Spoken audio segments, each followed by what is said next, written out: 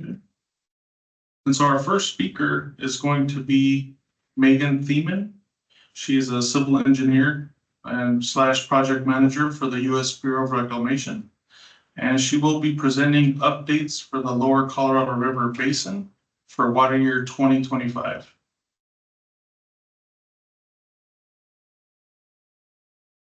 Hi, thank you. Would you all like me to share my screen or was somebody in the room sharing the PowerPoint? Yeah, Megan, if you could, please, we're using the hotspot on the phone here. It'd probably be better through your internet. Okay, sounds good. Let me share my screen really quick. All right, can you all see my screen? Yes. All right, thank you. Appreciate that. So yeah, good afternoon, everyone. Again, Meghan Thiemann, Engineer and Project Manager. I work in our Boulder Canyon Operations Office in Reclamation's Lower Colorado Basin region. And as mentioned, I'll be going over a system status update for the Colorado River Basin, including hydrology, operations, and projections. And I'll give an update on post-2026 at the end.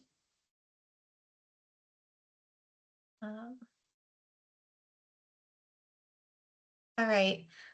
So I wanted to start out the presentation with an overview of the basin.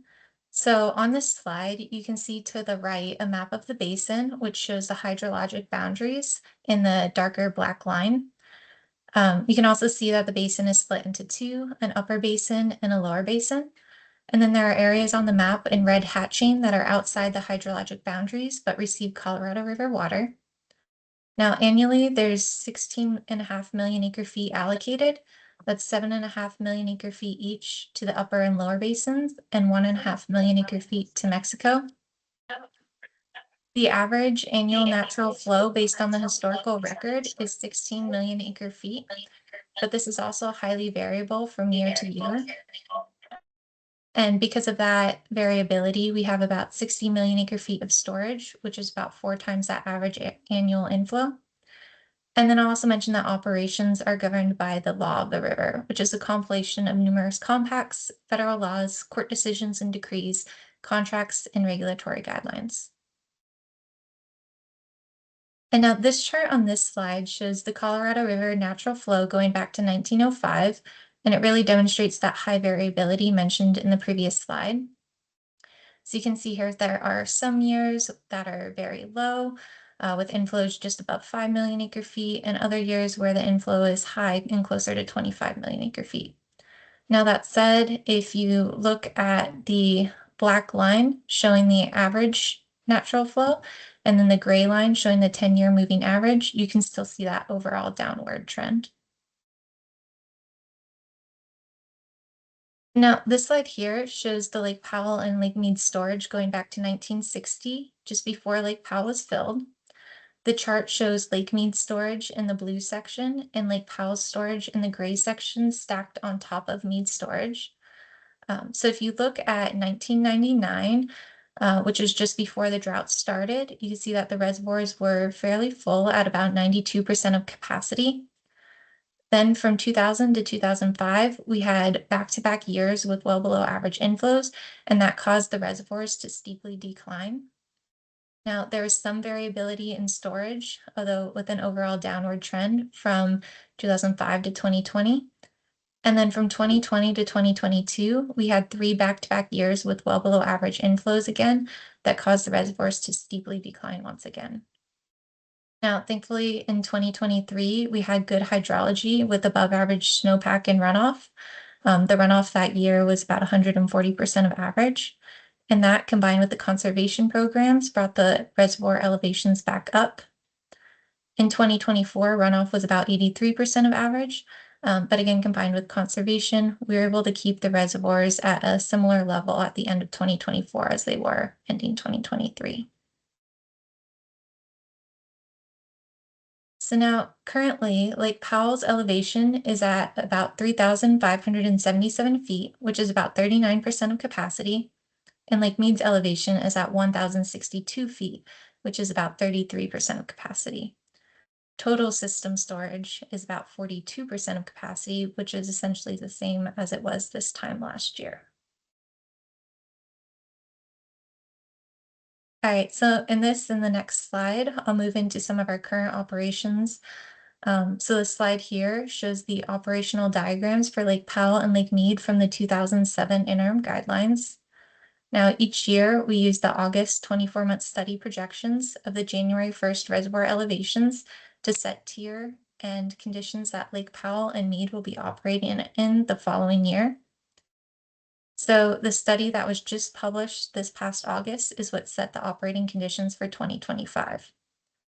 Now, at Lake Powell, the August 24-month study projected the January 1st, 2025 elevation to be around 3,569 feet. So Lake Powell will operate in the mid-elevation release tier, which is shaded in blue on the Lake Powell diagram. For Lake Mead, the August 24-month study projected the January 1st, 2025 elevation to be around 1,062 feet. So in 2025, the lower basin will be in what we refer to as a level 1 shortage condition. Now this section is shaded in blue on the Lake Mead diagram, and I'll detail in the next slide what that shortage condition means. I think I heard, was there a question? No, I'm sorry, there was not. Oh, okay, thank you.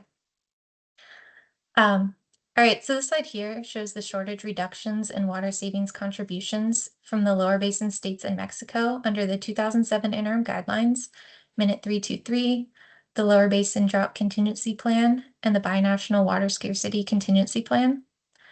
The columns on the left here show the shortage reductions called for under the 2007 interim guidelines in Minute 323. The columns in the middle show the water savings contributions from the drought contingency plan and binational water scarcity contingency plan. And then these columns to the right show the combined totals. So since the August 2024 24-month study projected Lake Mead's January 1st elevation to be between 1,075 and 1,050 feet. So we'll be operating in that level 1 shortage condition, which is shown in bold and outlined in red on the table on the slide. And then I'll note this is the same condition that we've been operating under in 2024. I have Now, a question. Yeah. I promised my students I'd ask this. Why isn't California affected? Yeah, so this has to go back to the agreements that were put in place back when Arizona was wanted to put in the Central Arizona Project, or CAP. Part of the agreement made then was that Arizona would take California's share of shortages. So that's why you don't see California taking any shortages as part of the 2007 interim guidelines.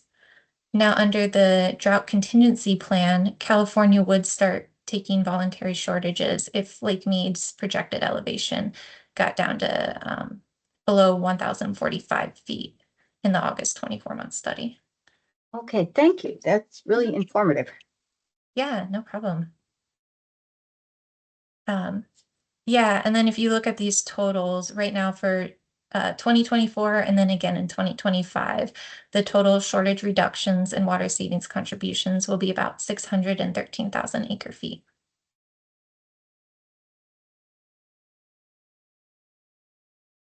All right, so now I'm going to cover some of our current projections. So this slide here shows the Lake Powell water year unregulated inflow going back to 1964 when Lake Powell was first filled. Now, if you look at the right side of this graph, the red, green, and dark blue bars represent the range of projected inflows for 2025. The red bar is the probable minimum inflow projection. The green bar shows the most probable inflow projection, and the dark blue bar shows the probable maximum inflow projection. Now, it's still really early in the water year, so these projections are likely to continue changing. But I guess the interesting thing to note is that as of now, the green bar representing the most probable scenario is pretty similar to the amount of unregulated inflow that we saw in 2024.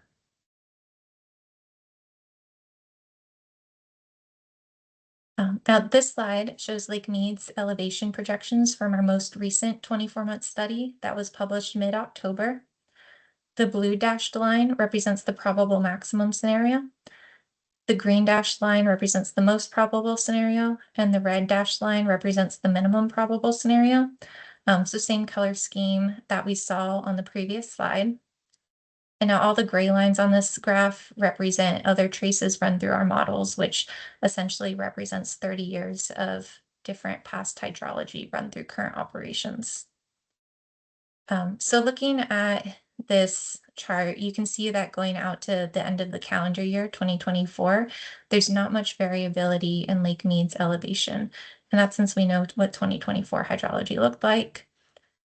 Now, going out through 2025, you can see there's a lot more variability. And again, that's because it's still early in the season. And as you saw on the previous slide, there's a wide range of projected inflows.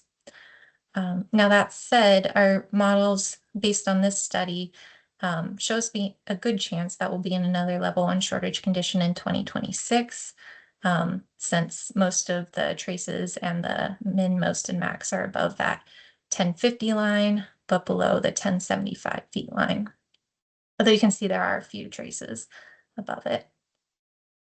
Now, going out through 2026, you can see there is a lot more variability.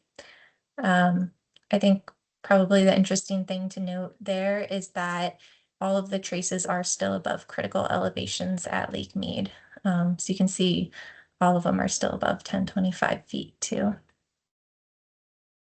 How do those estimates reflect the negotiated conservation, the new conservation measures?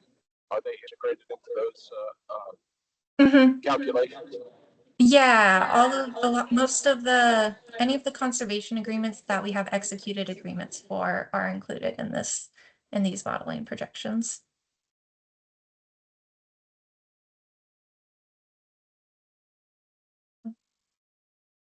With that on that, we're still working on. What about signed agreements? That's what I'm saying. Sorry.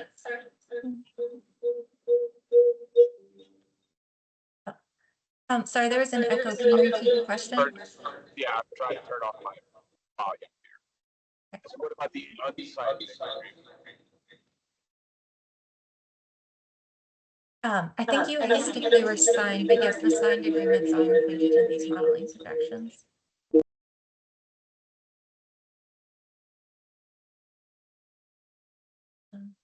Sorry, there's a pretty bad echo on my end, but I hope that answered the question. If not, we can maybe come back to it too. Turn it off. I turned off my microphone.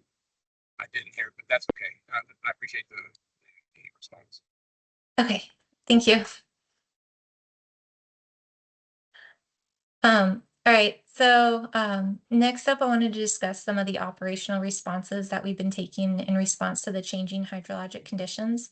So this first call out box on this slide or on the timeline is the 2007 interim guidelines, which provided for coordinated operations of Lake Powell and Lake Mead through the full range of reservoir conditions. They also established the intentionally created surplus or ICS mechanism to encourage conservation of water supplies and establish shortage conditions for the lower basin.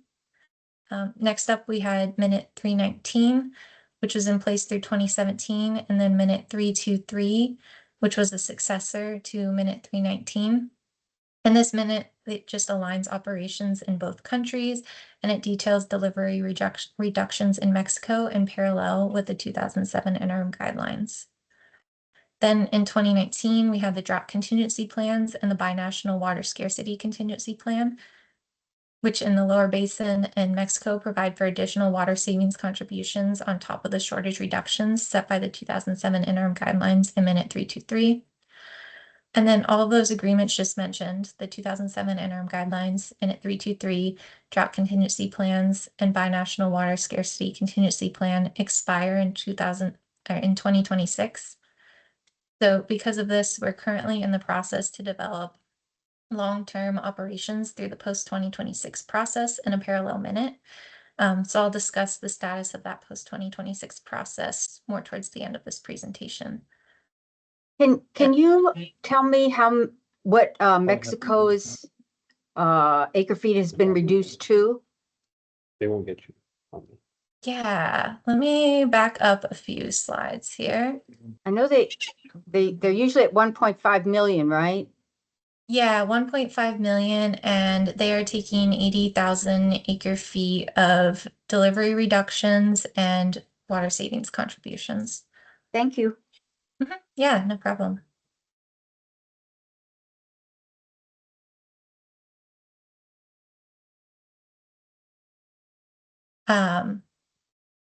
Okay.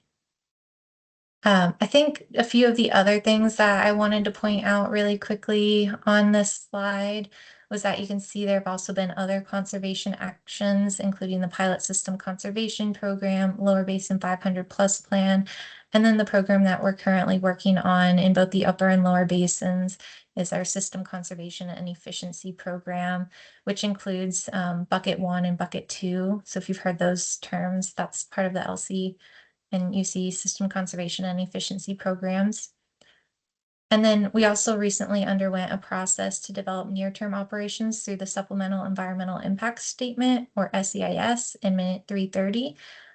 So I'll talk a little bit about those in the next slide here. So if you remember from the beginning of this presentation, there was that Powell and Meade storage slide. And from 2020 to 2022, we had those well below average inflows where we saw Lake Powell and Lake Meade's elevations steeply decline. This brought about the need for this supplement to the 2007 interim guidelines through this SEIS process. Again, since we were seeing higher chances of Lake Powell and Lake Meade reaching critical elevations before the end of 2026, while the current guidelines were in place. So a record of decision for the SEIS was just published in May of 2024, so May of this year. This record of decision called for an additional conservation through 2026. Currently, we're on target to conserve 3.2 million acre feet, of which 2.3 million acre feet of that is from system conservation created under the Lower Colorado River Conservation Program, or in particular, what we refer to as Bucket 1. And now there was also a parallel process with IBWC and Mexico to develop Minute 330, and that was put into force this year in April 2024. And it provided for an additional 400,000 acre feet of conserved water in Mexico through 2026. And then collectively, the SEIS and Minute 330 are adding nearly 50 feet to Lake Meade's elevation. All right, now this slide here illustrates the impact that the various operational responses in conservation have had on Lake Meade's elevation. The solid line at the top of the green section shows Lake Meade's actual elevation, and then the dashed line at the bottom of the pink section represents Lake Meade's projected elevation had we not had these programs in place. So based on that dashed line, if we didn't have these conservation programs in place, we'd likely be in a level 3 shortage condition and near critical elevations. However, with conservation, we were able to put off declaring shortage until 2021, and we're currently in that level 1 shortage condition. Now, in total, the conservation volume is estimated to be about 7.8 million acre feet through 2024, and that's estimated to have added about 110 feet to Lake Meade's elevation. Now, despite these actions, of course, we are still in that shortage condition, and though the reservoirs have gone up, we could see them decline again with ongoing drought conditions and runoff. All right, so in these next few slides, I'm planning to provide an overview and status update on the post-2026 process. As mentioned earlier, several operational agreements, including the 2007 interim guidelines, Minute 323, and the drought contingency plans expire at the end of 2026. So this post-2026 process is intended to develop successor domestic agreements, and then there will be a separate parallel process working with IBWC in Mexico to develop a successor minute to the water treaty with Mexico. Now, the post-2026 process was informally started back in June 2022 with pre-scoping to solicit public input on the process and strategies that may be considered. And then it was formally started back in June 2023 with a notice of intent. A few months later, in October 2023, a summary scoping report was published, and that set up the beginning of the alternatives development phase. So beginning in March 2024, proposed concepts for alternatives were submitted by basin partners and stakeholders. Since that time, Reclamation has been working extensively with those entities to understand, gather additional information, refine, model, and perform preliminary analyses of their proposals with the goal of developing a reasonable and broad range of alternatives through collaboration and understanding of our partners. There have been no final determinations made regarding the draft environmental impact statement or EIS alternatives, but Reclamation intends to determine and publish that range of alternatives to be considered in the draft EIS this coming December 2024. So definitely keep an eye out for that. And then ultimately, the plan is to have a record of decision in mid-2026. All right, so for post-2026, there's a lot of information up on the website. So the project website is linked on this slide here. It includes recordings and presentations from past webinars and work group sessions, and also includes the pre-scoping and scoping summary reports and comments that we've received. There was also just a status update webinar going over the alternatives development process earlier this month on October 10th, and that was recorded and is available on the website as well. It provided a summary of input on alternatives received and the proposed alternatives to date, as well as some preliminary modeling results. So I'd recommend checking that out if you're interested in the alternatives at this point. Then this slide also has a link to the Operations Exploration Web Tool, which is a public web tool that enables users to explore different operational strategies and allows for trade-off analyses of those strategies. So it's pretty neat and available to check out as well. Again, the link's on this slide. Then we also have a post-2026 email inbox. So if you have any questions about the post-2026 process, please submit those to the email address shown on this slide, which is crbpost2026@usbr.gov. And that was a presentation. If you do have any questions after the fact, my email address is shown on this slide, so feel free to reach out. I'm happy to take questions now as well if we have time.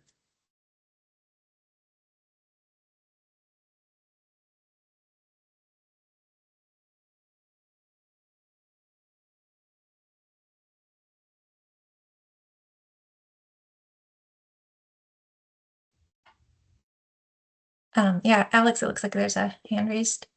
Yes, I don't really have a question, but a request. Will you share, or will this presentation be shared with us electronically so that we have a copy of it? Yeah, I'm don't know if the IBWC folks typically send this out, but I'd be happy to share it.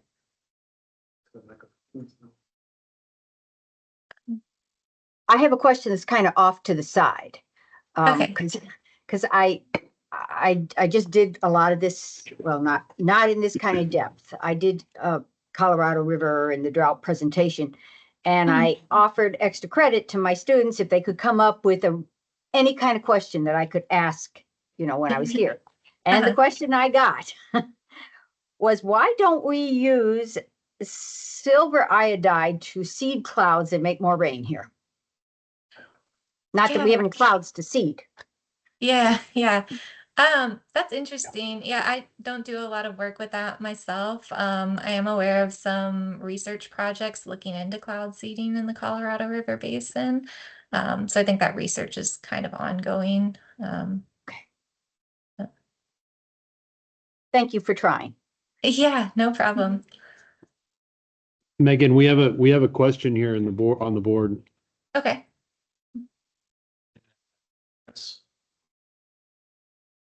You can hear us, right, Megan? Yes, I can hear you. Yes. She can hear you, but can she hear me? I can, yeah, it's a little bit low, but I can hear. Yeah. Turn this on. Is that better? Megan, can you hear it better that way? Yeah, it's a little echoey, but I think I got it.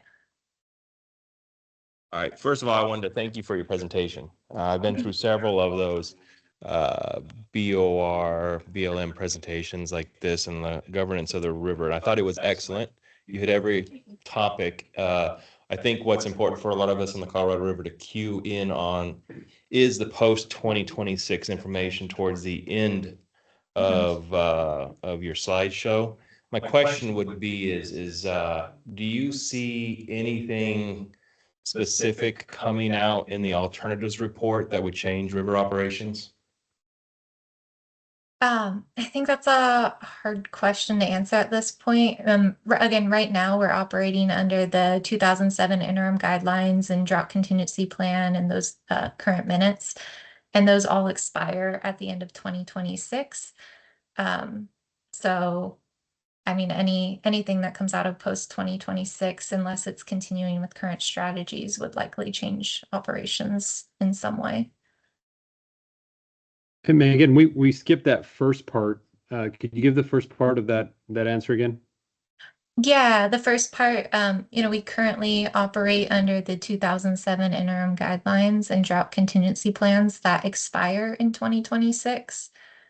So since those expire and will be replaced, I'm assuming there'll be at least some change. But yeah, I know that said too, I definitely keep an eye out for that alternatives report that's coming out in December, because that'll give you probably a better answer on that question. Thank you. Are there any others online? I have a question. I'm hopeful that my sound is better. It's much I better was just now. curious. Yeah. I was curious if you had a sense or an understanding of what happens if they are unable to reach an agreement by the end of 2026. The 2007 guidelines go away, and then what? I think there's a lot of speculation right now about what might happen during, if that were to happen. I'm hopeful just personally. But yeah, the hope is that we have a record of decision mid 2026. That way it can govern operations in 2027. Thank you. Okay. I want to echo your comments about your presentation. I think it was excellent. I appreciate Thank it. you. I have one more question. It's kind of Yeah. related to CAP. Because recently I was kind of looking around on the site, and and I think they're connected. I think they're connected, the whole thing.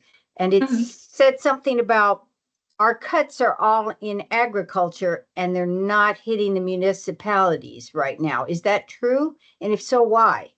Why isn't it being shared? If that's true, if I didn't misunderstand. Yeah. So my understanding right now, and let's see, we could go back to that slide. So again, these are the current cuts being made. A majority are in Arizona, and my understanding is that most of those are hitting the Central Arizona project. And it just really depends on priority order of the users, whether it's going to ag or M&I.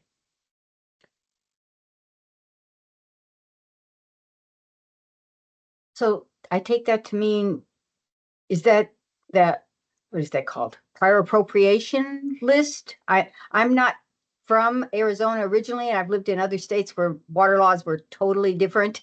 Yeah, it's certainly interesting here in the basin.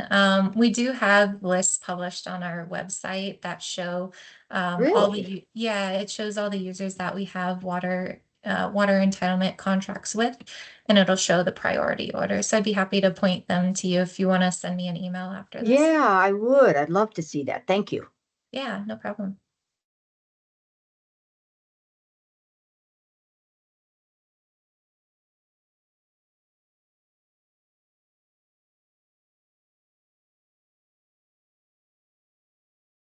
Are there any other questions for Megan?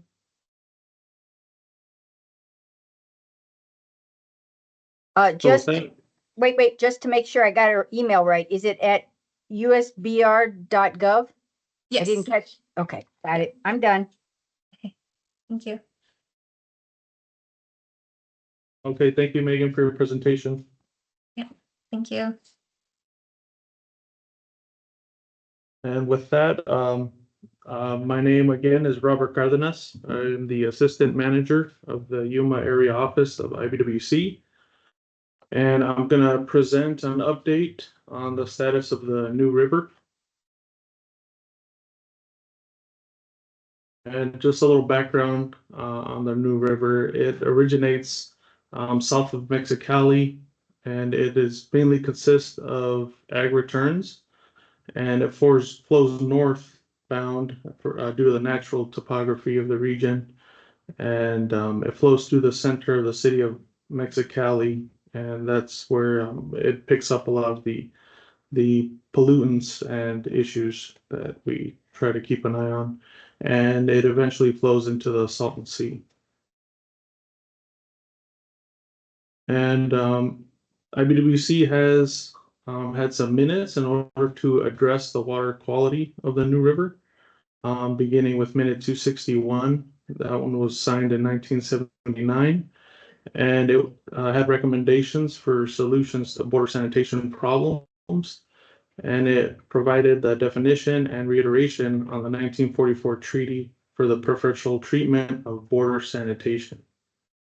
And we also have minute 264 from 1980, and it also included recommendations for the solution of New River border sanitation problems in Calexico and Mexicali and Baja Norte. This established a water quality goal for the New River, and I'll go over some of those goals later on, and our water sampling of the New River as well, which began with this minute. And its purpose was to improve infrastructure for treatment of industrial and domestic wastewater in Mexico. Minute 274 in 1987 was a joint project for improvement of the water quality at the New River. This provided a jointly funded project of $1.2 million. It provided standby pumps for 2 of the pumping plants, as well as sewer cleaning equipment. Minute 288 from 1992 provided a plan for the long-term solution to border sanitation problems, and it also provided some finances for quick fixes for rehabilitation and replacement and installation of new sewer lines, acquisition of sewer maintenance equipment, control of untreated discharges into the New River. And it also expanded the Zaragoza wastewater treatment plant in Mexicali. And it also began the funding process of and construction of a new treatment plant, Las Arenitas. And then minute 294 in 1996 was the planning program for the solution of water sanitation problems, and it established the IBWC Binational Technical Committee. And this is a group that meets every other month, about 6 times a year, and it consists of these participating agencies below. As on the US side, we have IBWC, EPA, the Colorado River Water Quality Control Board, IID, Imperial County Public Health Department, the City of Calexico, and NatBank. And on the Mexico side, we have our counterpart, SILA. We also have CESPAM, CONAGUA, SEA, the Mexican Consulate for Calexico, and NatBank. And part of these meetings consist of field observations, usually held in the morning, with a meeting after the field observation. And we visit key sites of interest, which includes any discharges into the New River and its tributaries. We also visit the pumping plants. Since the city of Mexicali is a pretty flat city, the sanitation system, everything needs to be pumped. So everything, there's plenty of pumping plants and lift stations that are crucial to the treatment of the wastewater in Mexicali. So we visit these plants and stations and make sure they're operational. If there are any issues with them, these come up during the meeting, and solutions are discussed. And usually we're trying to avoid any type of spill into the New River. And we also visit the treatment plants, which there's 2 of them, Las Arenitas treatment plant just further south, about 30 miles south of Mexicali, and also Zaragoza, which is just on the outskirts of Mexicali. And we also visit infrastructure sites, any possible problems with the lines, any collapses. CESPUM usually takes us around and shows us any possible issues there that could contribute any problems to the New River. And you can see in these pictures below, the one on the left is the effluent of the Las Arenitas treatment plant. And then on the bottom right, you'll see them doing some cleaning out of a drain in Mexicali. Normally those drains are full of trash and vegetation, and this one, they've recently started a program where they're cleaning out these drains more often. And hopefully we have seen an improvement on a small decrease of trash coming across the border. And these are the results here. These are run by the Yuma Field Office. We visit the New River twice a month. And this is an example of one of the spreadsheets that would be presented at the Binational Technical Committee meeting. And a lot of the key factors here, a big one we use is fecal coliforms. When they're high, we know that there's a major problem. And we discuss this issue here, and we try to find the source and fix the source within Mexicali. And this is a graph of the fecal coliform concentrations at the New River at the international boundary. And our site at the international boundary, it's located, I would say about 400 or 500 feet north of the boundary on the US side of the border. So this site is capturing pretty much everything that comes in the New River from Mexico. And as you can see here, it has dropped. It was in 2007, the Las Arenitas treatment plant was built.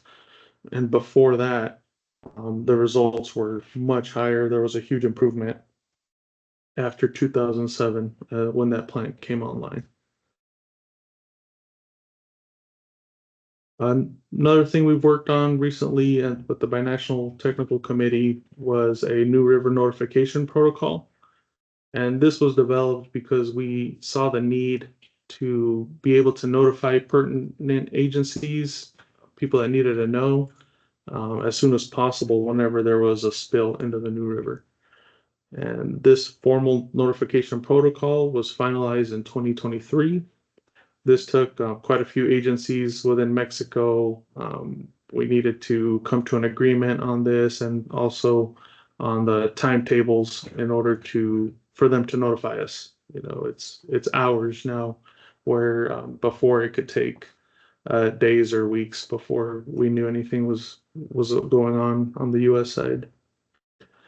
And so I just want to reiterate that the protocol was created with the public health in mind.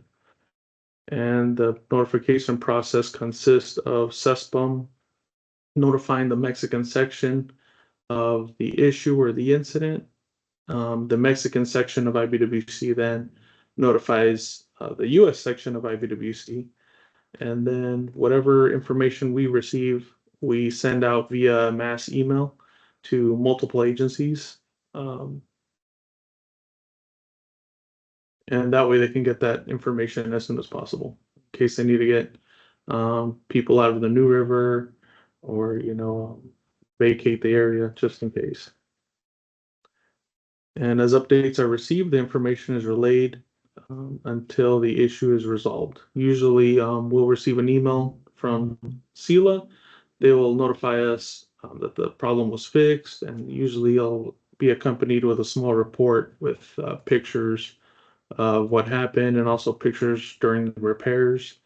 And then they will also let us know what the volume of the spill was. And that information also goes out to all of the entities. And here we have some actions by Mexico that it's beginning in 2022 that they've done in order to improve the sanitation system in Mexicali. And these projects are funded are funded projects, which means it's typically 50% funded by the US side and then 50% through the Mexican side of the border. And this first one would be replacement of 10,506 meters of concrete sanitary sewer lines. Much of those lines were older than 50 years old. And typically those are the ones that would give us the most problems. The old concrete lines would begin to collapse, and that would lead to a spill into the New River. And so this, you can see that was 100% completed. And then there was also rehabilitation of 3 phase 1 wastewater pumping plants, which would include pumping plant number 2, number 4, and number 5. And 4 and 5 are complete. Pumping plant number 2 is almost complete. As you can see here, they're 98.5% complete as of September. And all of this work was $8.77 million, and $4.37 million was funded by the beef program, and Conagua and CESPAM, which are the Mexican side of the border, they provided $4.4 million. And this work mitigates 33.1 million gallons a day of untreated wastewater discharges into the New River. Next, we have the rehabilitation of 12 lift stations. As I mentioned earlier, the city is very flat, so the lift stations and pumping plants are extremely important in order to get the wastewater to the treatment plants. And this is 99.8% complete as of September, and it mitigates 8.7 million gallons a day of untreated wastewater discharges into the New River. The total cost here was 5.7 million. Beef funds were 2.7 million, and Mexico's funds were 3 million. We also have the main lines phase 2 rehabilitation. This replaced 12,910 meters of wastewater collection system in 20 subdivisions, eliminated the risk of 2.2 million gallons a day of untreated wastewater discharge into the New River. This was a total cost of $4.96 million. Beef provided $2.42 million, and Conagua 1.27, CESPAM 1.27 million. And this was 100% completed as of September 2024. Phase 2, sewer force mains. This rehabilitation had a cost of $6.8 million. Beef provided $3.4 million. Conagua and CESPAM $3.4 million. This mitigated the risk of 44.8 million gallons a day of untreated wastewater discharge into the New River. And this project included the rehab of 5 force mains of the lift stations, pumping plant 1, 3, and 4. 4 is complete. 7 is also complete. Still working on pumping plant number 6. Overall, they are 57% complete as of September.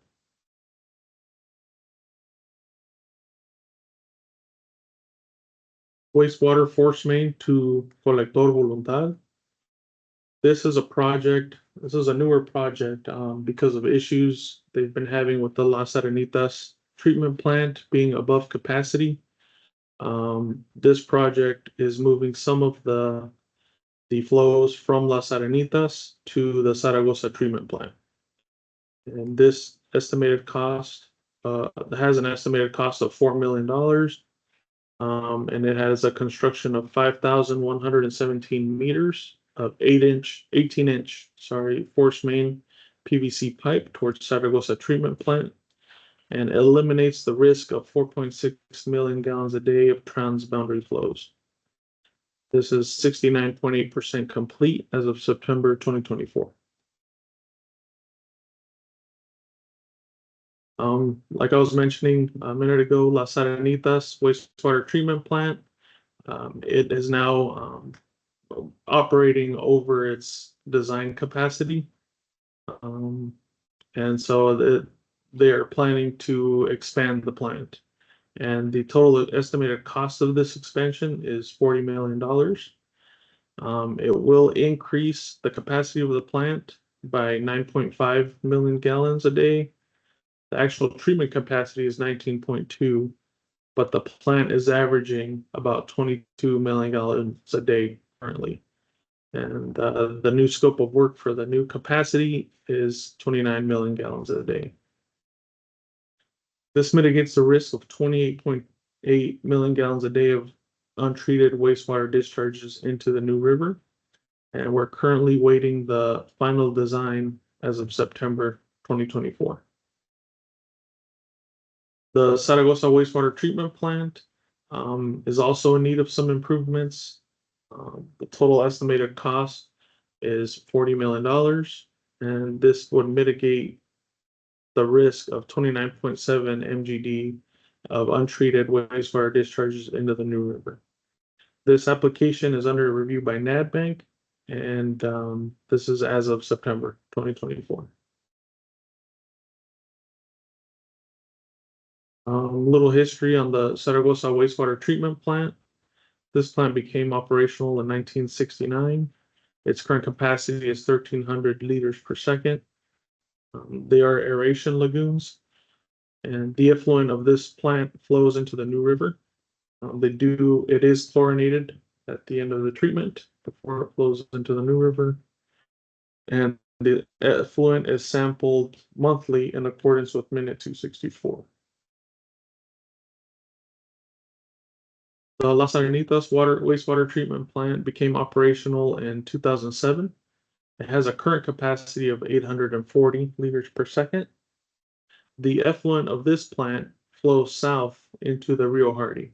This effluent doesn't flow northwards into the New River.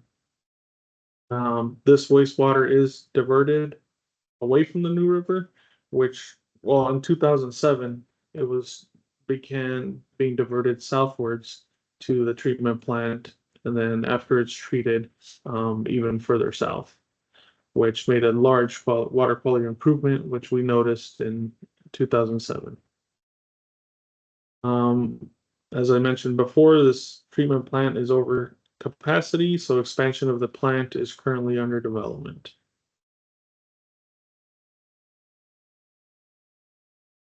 IBWC also has a binational water quality monitoring study that will be beginning in November. And the purpose of this study is to assess and characterize the New River's water quality. This is a multi-agency collaboration through both countries through the BTC. We will have help from Mexican agencies as far as sampling and collecting the water samples, and also there will be sediment samples as well, and these will be transported to a lab in the US where they will be analyzed. The sampling sites are both in Mexico and in the US. The proposed parameters include metals, semi-volatile organics, nutrients, and bacteria. And as I mentioned earlier, the sampling event starts November 13th of this year. And the IBWC and the BTC will use this study to document the condition of the New River, evaluate water quality to validate recent improvements, and will also create a baseline for planned improvements in the future. And then it will also help us identify pending issues currently. We're going to have updated efforts in both the US and Mexico, and we're going to utilize this information to discuss water quality standards, which are found in Minute 268. As I mentioned earlier in the presentation, this minute was signed in 1980, so we are looking forward to creating a new minute with new water quality goals.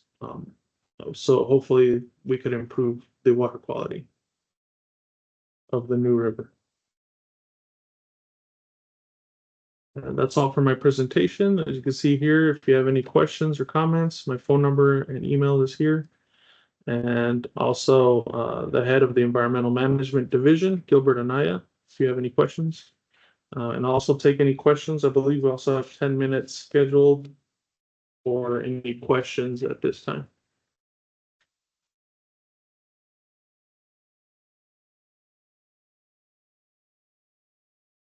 Welcome to the audio conferencing center.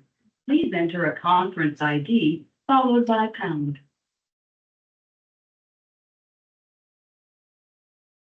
Anyone have any questions?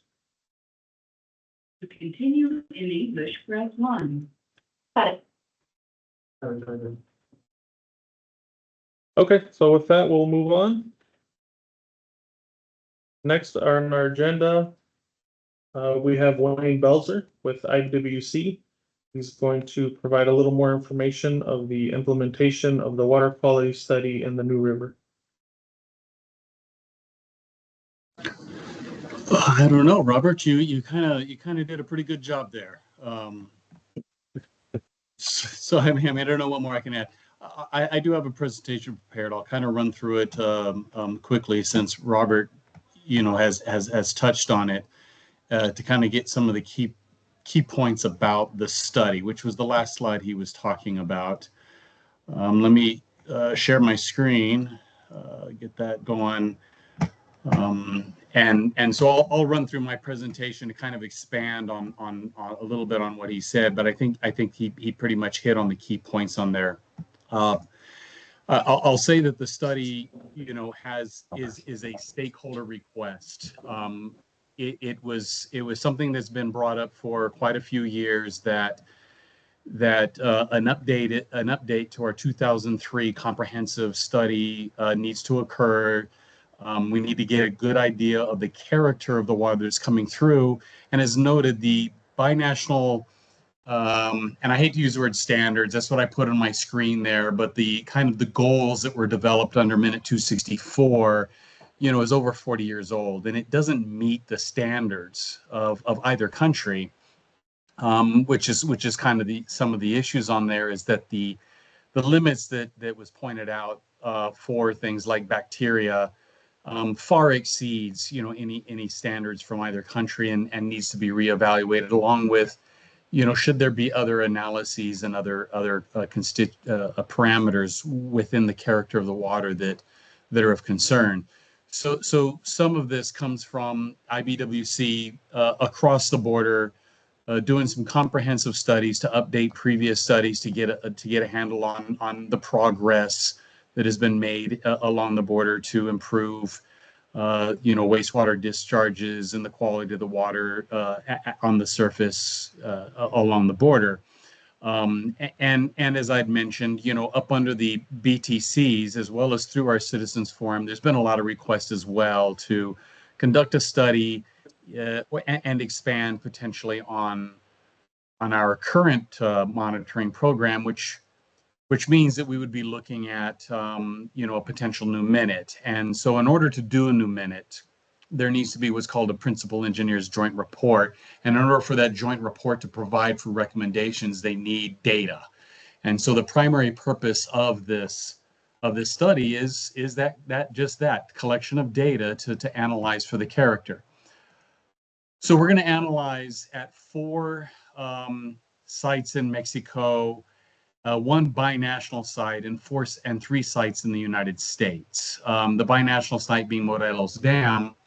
Morelos Dam was requested by Mexico to get a handle on the background kind of influences on the water discharge in the New River, because Morelos Dam is the water that basically makes up the headwaters, because the New River isn't really a river. It has no headwaters. It receives agricultural discharges, and the agriculture gets its water from Morelos Dam.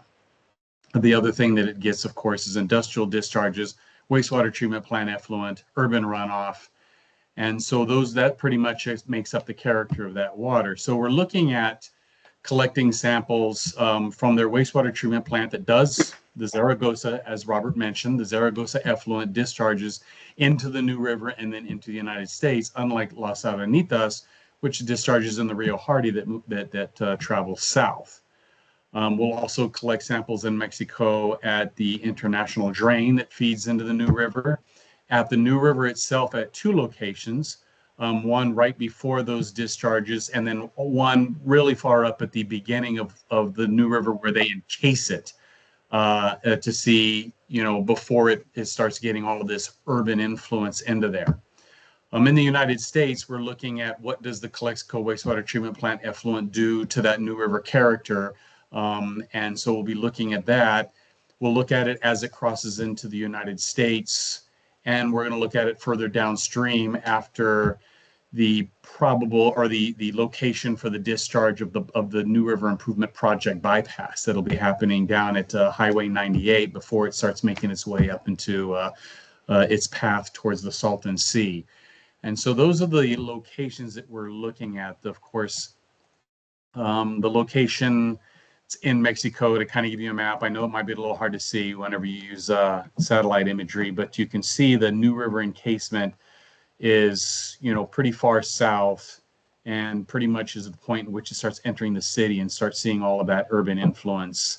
And then again, right there near the border on both sides, both in the U.S. and Mexico before international drain and the wastewater treatment plant effluent discharge enters into that. In the United States, we're looking at collecting it currently, the New River, after it crosses the border at the current USGS gauge. But once the New River Improvement Project begins diverting water into the bypass, we'll move that, for a little further upstream to capture at what'll be the new sampling location. Still all in all the same, it'll be testing the water in the United States after it crosses the border from Mexico. And like I said, at the wastewater treatment plant effluent, and then up at the New River at Highway 98, where there's no more influences from the Mexicali Calexico urban environment as it heads its way up there. The next slide I had might be a little hard to read, but I'll talk to it mostly is why I put it up there so you have something to look at. But these are the kind of the parameters that we're going to be testing. A very large suite, very expensive analysis looking at emergent type of analyses, as well as just about everything we could think of, from conventional nutrient type parameters like ammonia, nitrogen, phosphorus, BODs, the kind of things that you see from wastewater treatment plant effluents, and anthropogenic effects that can affect things like algal growth. Looking at bacteria, not just fecal coliform, but other bacteria that are in there that are indicative of human pathogens. And we'll be looking at metals, pesticides, and organics that you would see from the agricultural use, as well as the industrial discharges and the industrial kind of impacts that could possibly be in that water. Again, kind of an unknown for the most part. These are the things that we want to see. We know that that it's a heavy industrialized area, but what is that actual impact that they're having in the New River, and what is that character of that water? We'll also be analyzing sediment samples. So this is in water, but it is also in sediment. So we'll be grabbing sediment and looking at the same kind of things like heavy metals and pesticides that are sitting in the soil, and part of the reason for that is the soil tends to be a good indicator of history. They ionically bind with a lot of the constituents and can kind of show a bioaccumulation effect and kind of an historical impact. Just in case the water sample doesn't grab a pesticide, for example, but the soil would have it, we kind of give you an indication of these are present on at least within the recent past. So the stage we are at now, we did hire a private contractor in the United States to do this effort for us. It was awarded to a company called EGC Aegis. We conducted a kickoff meeting that included Mexico to ensure that we're all on the same page as to the sites, the schedule, and the coordination between the two countries. And our first sampling event, it'll actually be starting on November 12th through 14th. We're going to be collecting the samples both in the U.S. and Mexico. There'll be two teams. There'll be a U.S. team and a Mexican team. The Mexican team will have a U.S. member on it. The samples collected in Mexico will come back across with that U.S. member, who will hand it off to the U.S. team. All of that will be sampled at the laboratories in the United States. All of the data will then be used to create a final binational report, both in English and Spanish, that details the results of all of that sampling and assess, potential sources and impacts that those parameters that are present can pose. And then that'll be made publicly available. It'll be on both, USIBWC and Mexican IBWC's websites. And then that report, of course, will go in as discussed into, assessing, potentially a new minute. Not going to guarantee it. It may not be necessary. That's why we needed to do this study to find out, how things are and how they're looking, and in any kind of next steps that will be needed even after the study, whether it's a new minute or whether it's more, attention into the area for infrastructure improvements, funding, things of that sort. So it starts November 13th. Obviously, it'll end 1 year from there. So we're looking at late 2025, early 26 before we'll have the final report and the final assessments. But this is something that's been a long time coming. It's been asked for at several citizens forums. It's been asked for by both commissioners, both the U.S. and Mexican IBWC commissioners, to get a better handle of the progress that has been made in this region since the last intensive study. With that, I don't have anything further to add. Hopefully that kind of expands on what Robert was pointing out, that he was kind of talking about the BTC, and this is something that was vetted through the Binational Technical Committee as well. It's something that has been brought up at the BTC for all of the members in both countries, that this is something that we wanted to get implemented and working on. And so the entities in Mexico that are assisting in this is, of course, the Mexican section of IBWC, but also Conagua, who has the environmental jurisdictional authority outside of the city. And then, of course, the city of Mexicali is involved as well. So so we do have their support, their in-kind contributions to this process, and their desire to see the results of this process as well, to see the impact of all the efforts that they've made on their side as well. With that, conclude my presentation. If there's any questions anybody has on anything that I presented.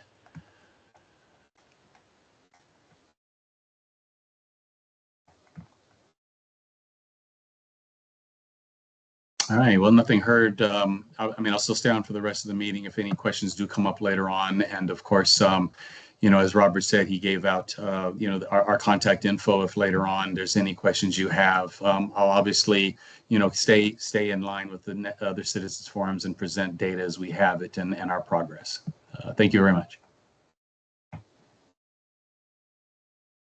Thank you so much, Wayne. And now next on our agenda, we have 20 minutes set aside for public comment. Are there any members that would like to make a public comment?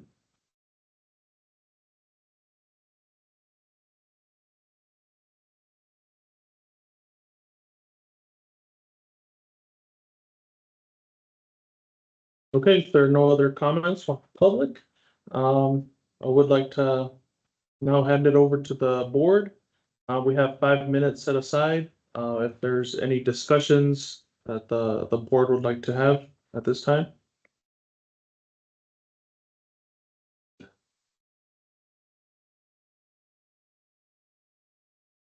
I have nothing either, but I just want to say thank you for everyone that presented today. Very interesting information. Thank you.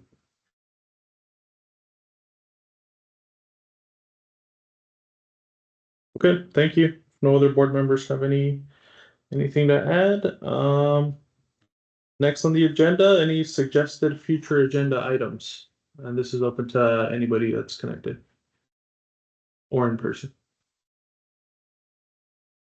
Mr. Chair, I do have a question before my request. Do you know when the next meeting is going to be scheduled for?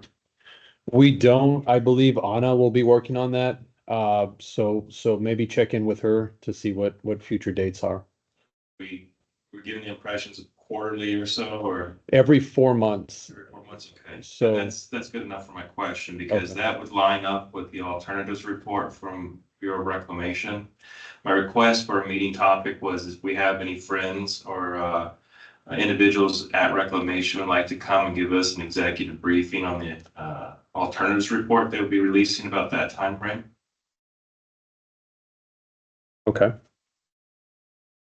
Second is a kind of a big ask. So it might be outside our realm, but I would be interested in if we have any contacts with the 7-state group that's meeting in Vegas, deliberating over the water allocations for each state and both basins. And if we have any contacts in that, if they're would be interested in coming and talking to us about some of the discussions. Okay, I can definitely look into that. Las Vegas.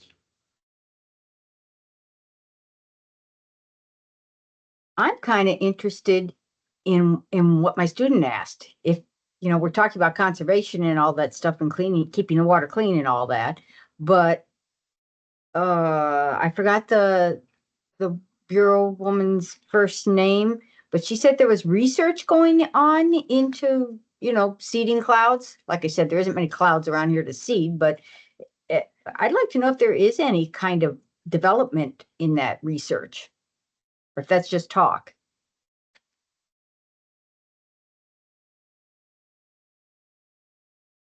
We can look further into that and see if there's anybody related to that, you know, with some kind of scientific presentation that they could provide. We'll look into that.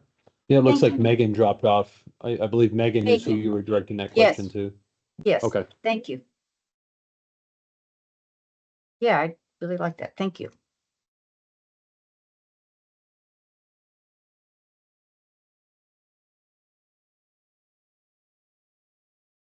Okay, if there's nothing else, then I I- think I would. Yes, I'm I sorry. would be interested in maybe a field trip to Morelos Dam or some of the other waterworks around. Okay. Okay, a field trip of important sites to see at the Colorado River near Yuma.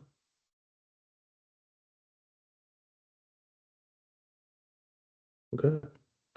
I have a couple little virtual field trips I made to those places like Lee's Ferry and Morales Dam. Nothing in depth, you know, for a 100 level class.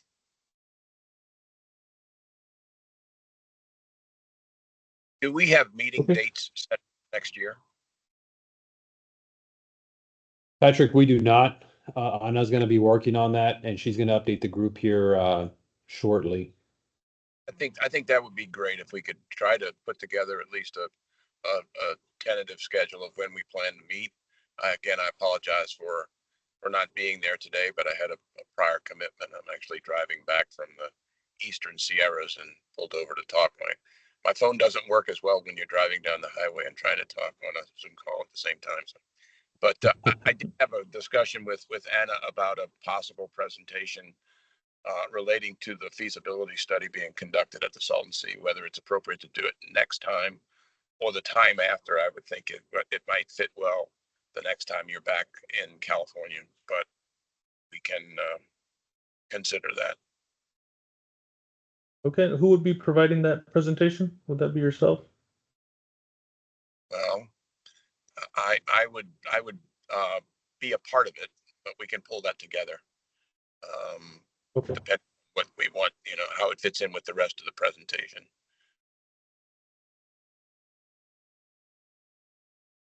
Okay, we'll get with you on that.